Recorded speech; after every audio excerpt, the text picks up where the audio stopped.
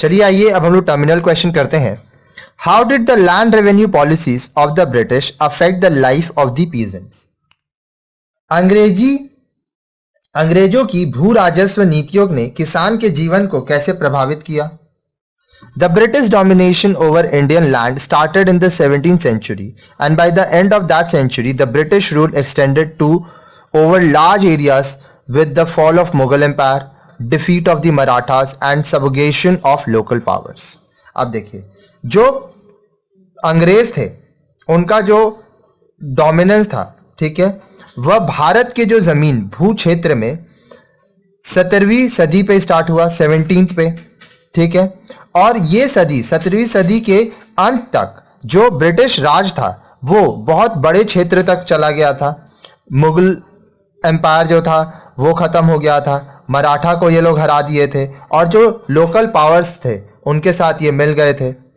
The British inherited the institutional form of agrarian system from the Mughal. आज जो British थे वो मुगल से जो खेती का सिस्टम था उसको इनहेरिट किए थे, वो लोग लिए थे।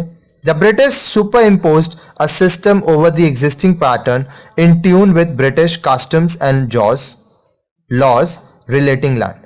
अब अंग्रेज क्या किए थे, वो एक नया सिस्टम बनाए थे, ठीक है, एग्जिस्टिंग जो सिस्टम था उसके साथ अपना अंग्रेजी चीजों को मिलाकर, जिसमें वो लोग अपने संस्कृति, अपने तरीकों को, अपने कानून को लाए थे। Broadly, three principal types of land revenue system were introduced in British India. विस्तार पूर्वक देखा जाए तो 3 तरह के लैंड रेवेन्यू सिस्टम बने थे ब्रिटिश इंडिया में। The basic characteristic of each system was the attempt to incorporate elements of the preceding agrarian structure. अब देखिए, इसका जो मूल विशेषता था वो ये था कि जो खेती का स्ट्रक्चर है उसको लिया जाए, ठीक है, और उसमें नई चीजें ऐड होती थी।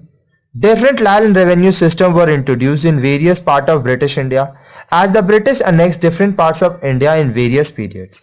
अब जो ब्रिटिश इंडिया हुआ, जब ब्रिटिशर्स का भारत में राज होने लगा तो उसको ब्रिटिश इंडिया कहा गया, ठीक है। तो इसमें लैंड रेवेन्यू सिस्टम मतलब जो भूमि थी उससे जो राजस्व रेवेन्यू लिया जाता था वह अलग अलग तरह से लिया गया, क्योंकि ब्रिटिश जो थे वो भारत के अलग अलग हिस्से को अपने में अलग अलग समय पे जोड़ने लगे। Let us have introspection into 3 broad land revenue system introduced by the British. चलिए आइए हम लोग पढ़ते हैं कि 3 जो लैंड रेवेन्यू सिस्टम थे ब्रिटिश द्वारा वो क्या थे। These land revenue systems are zamindari system, ryotwari system and mahalwari system. अब हम लोग एक एक करके इन तीनों के बारे में पढ़ेंगे। सबसे पहला zamindari system. The zamindari system was introduced in early British period. अब जो ब्रिटिश शासन का जो समय था एकदम प्रारंभ में जमींदारी सिस्टम आया था। The permanent settlement act was passed in 1793 and initially introduced in Bengal. अब परमानेंट सेटलमेंट एक्ट आया 1793 में और यह पहले बंगाल में लाया गया। The system was also founded in large parts of northern India accept Awadh, Agra, Jaipur and Jodhpur, Bihar and Orissa. अब यह जो जमींदारी सिस्टम था यह उत्तर भारत के क्षेत्र में काफी जगह पे आया, अवध, आगरा, जयपुर, जोधपुर, बिहार और उड़ीसा को छोड़ के।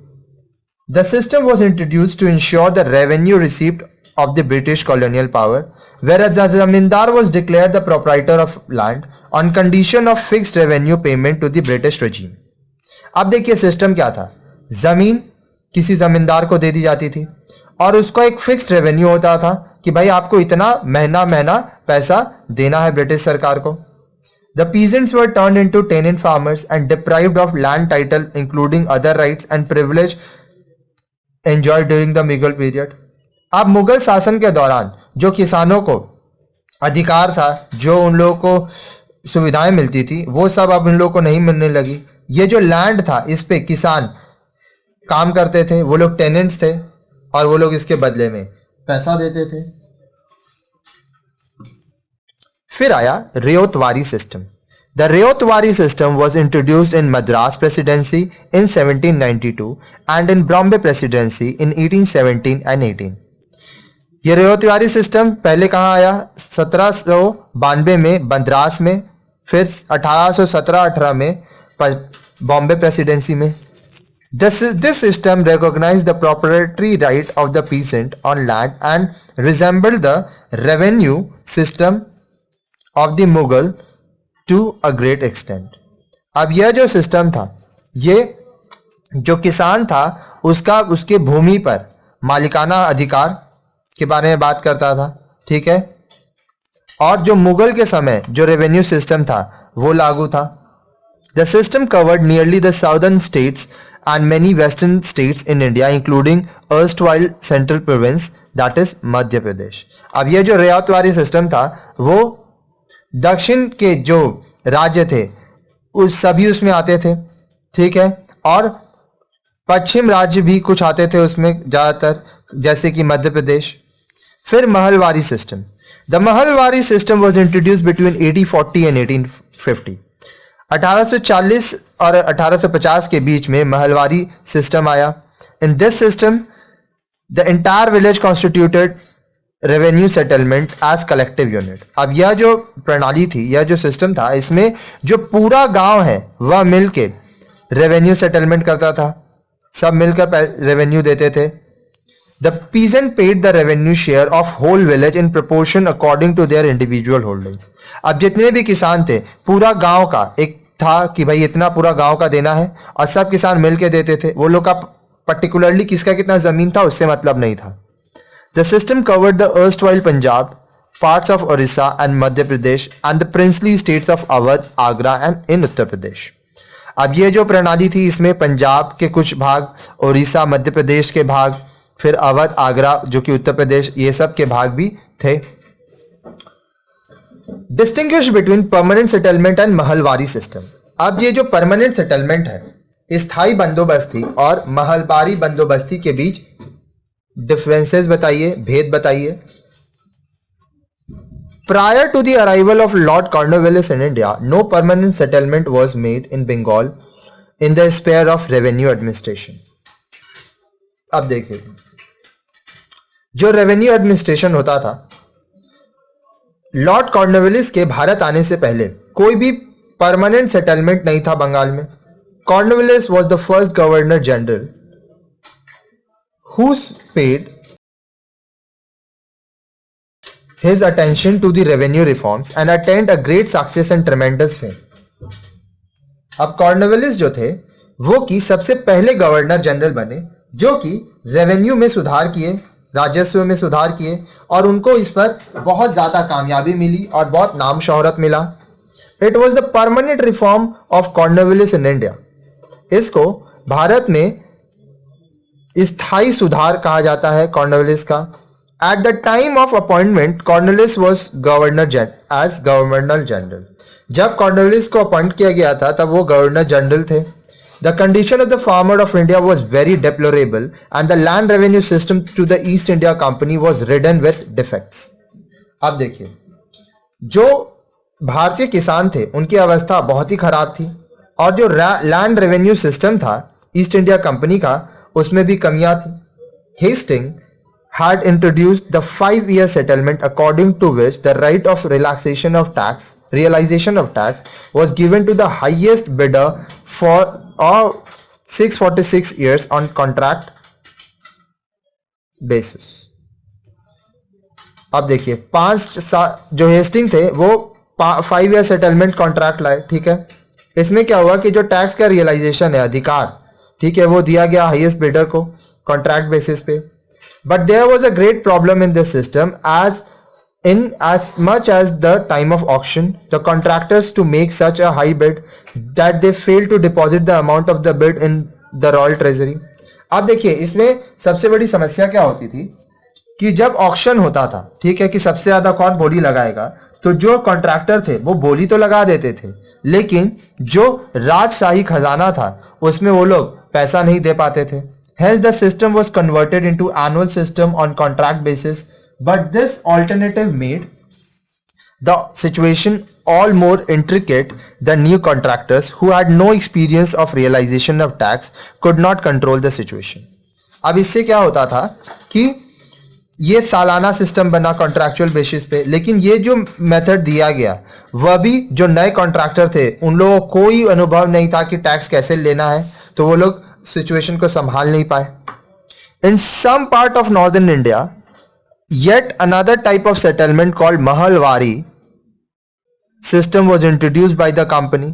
अब उत्तर भारत के कुछ क्षेत्र में एक और सेटलमेंट का बात हुआ जिसको महलवारी सिस्टम कहा गया, जो कि कंपनी लाया. कौन company? East India Company. Under the system settlement was made with a group of villages called mahals. अब इस सिस्टम में कुछ महल मिलके जो सेटलमेंट है उसका पैसा देते थे.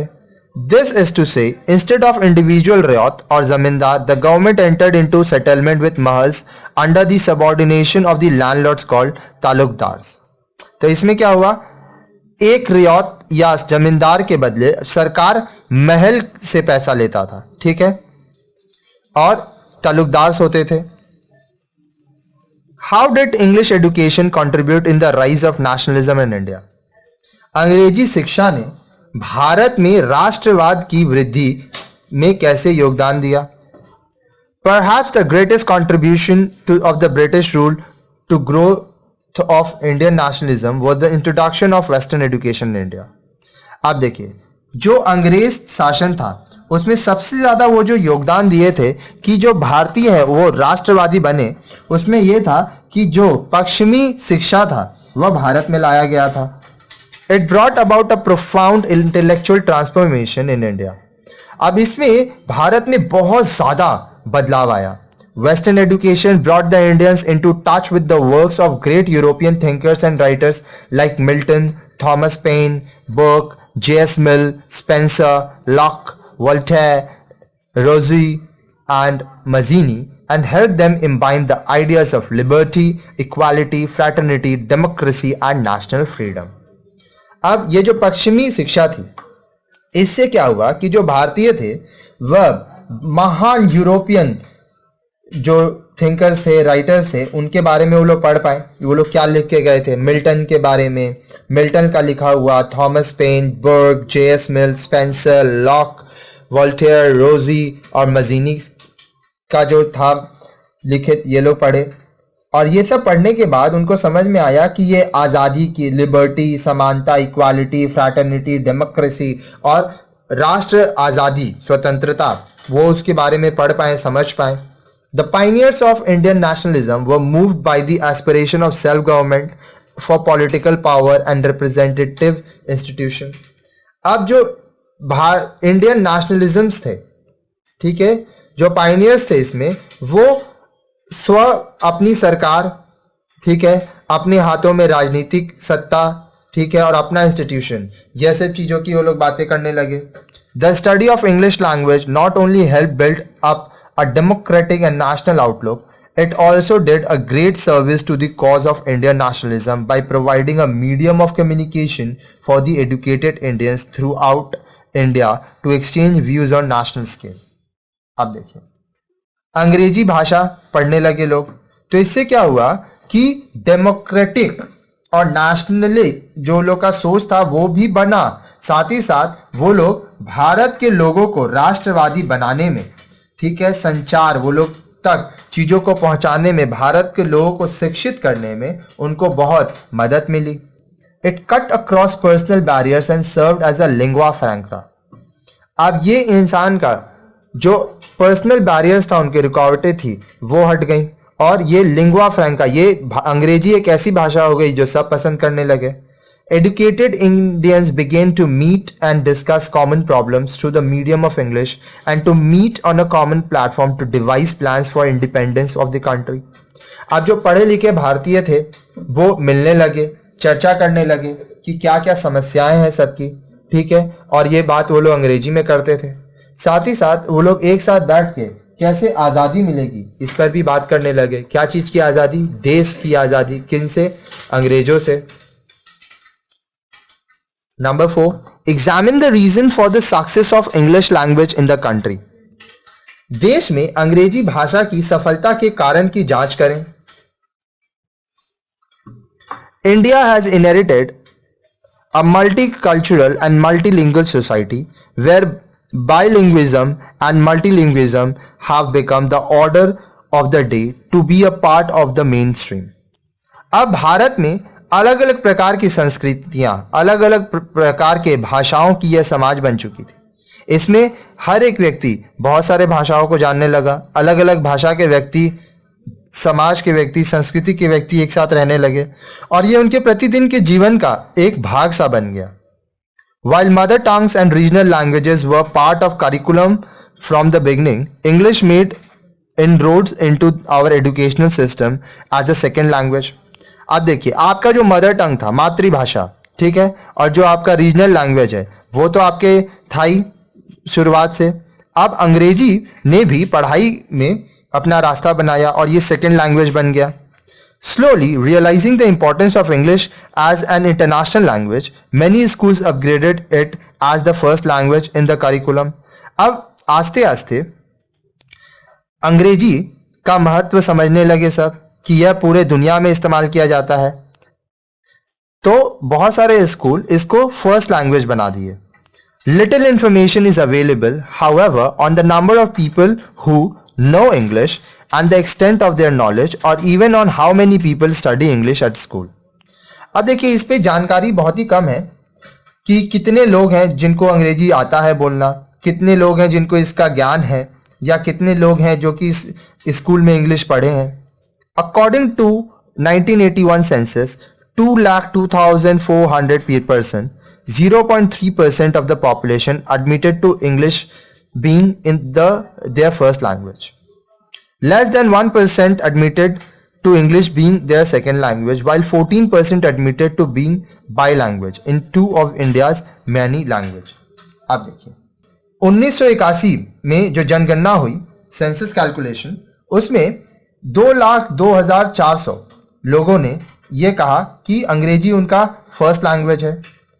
1% से कम लोगों ने यह कहा कि यह सेकेंड लैंग्वेज है, और लगभग 14% लोग इसको बाइलिंगुअल कहते हैं कि ये भारत के दो महत्वपूर्ण भाषाओं में से एक है. एक आपका रीजनल लैंग्वेज, दूसरा अंग्रेजी. Do you agree with the fact that British impact could be seen even today? If yes, how? क्या आप इस बात से सहमत हैं कि जो अंग्रेज हैं उनका जो प्रभाव था वह आज भी देखा जाता है? अगर हां तो कैसे? The Indian economy underwent British rule. The Indian economy under British rule underwent a phase of arrested development. अब देखिए, जो भारतीय अर्थव्यवस्था थी वह ब्रिटिश रूल में, अंग्रेजों के शासन में, उसमें बहुत सारा विकास जबरदस्ती किया गया था. This was so in spite of the fact that most prerequisite for economic development were met by India even prior to the British advent. अब जो अंग्रेज आए थे भारत, उसके पहले भी हमारा जो आर्थिक विकास था वह भारत कर ही रहा था. There were a prosperous agricultural, significant indigenous industries, sizable exports, abundance of minerals and ores, and above all a surplus which could be invested. अब ब्रिटिशर्स के, अंग्रेजों के भारत आने से पहले भारत में अच्छा खासा खेती हो रहा था, कृषि में विकास हो रहा था, इंडिजीनियस इंडस्ट्रीज थे हमारे महत्वपूर्ण, हमारा जो एक्सपोर्ट था वो भी अच्छा था, साथ ही साथ हमारे पास मिनरल्स, ओर्स, ये भी काफ़ी मात्रा में थे, और सबसे ज़्यादा हमारा जो पैसा है, जो हमारा रेवेन्यू है, सरप्लस में था. हम लोग के पास इतना पैसा था कि हम लोग इन्वेस्ट कर सके, निवेश कर सके. Thus India had the potential for economic growth. तो इससे क्या हुआ, भारत के पास अपनी आर्थिक विकास के लिए क्षमता थी. With the advent of the British came modern business, technology, capital and the political institution. अब देखिए, ब्रिटिशर्स के आने के साथ हमारे पास मॉडर्न बिजनेस आया, टेक्नोलॉजी आया, पैसा आया और पॉलिटिकल इंस्टीट्यूशंस आए, राजनीतिक संस्थाएं आई. In the trade sector the most prominent aspect is that the colonial character. अब देखिए, व्यापार के क्षेत्र में जो सबसे महत्वपूर्ण था वो कॉलोनियल कैरेक्टर हुआ. India was turned into a market for the British manufactured goods and supplier of raw material to Britain. This was achieved through unequal tariff policy, biased store policies, etc. अब India जो British में माल बनता था वो यहाँ लाके बेचा जाता था और भारत से कच्चा माल ब्रिटेन भेजा जाता था। अब इसमें अनइक्वल टैरिफ पॉलिसीज होते थे, ठीक है। और जो माल यहाँ से ब्रिटेन भेजा जाता था उस पर तो कर लगाया जाता था, ड्यूटी देना पड़ता था, लेकिन जो माल ब्रिटेन से भारत आता था वो ड्यूटी फ्री था, तो ब्रिटेन का माल भारत में सस्ता होता था। और आज भी ब्रिटिश का जो प्रभाव है वो काफ़ी जगह पर भारत में देखा जाता है।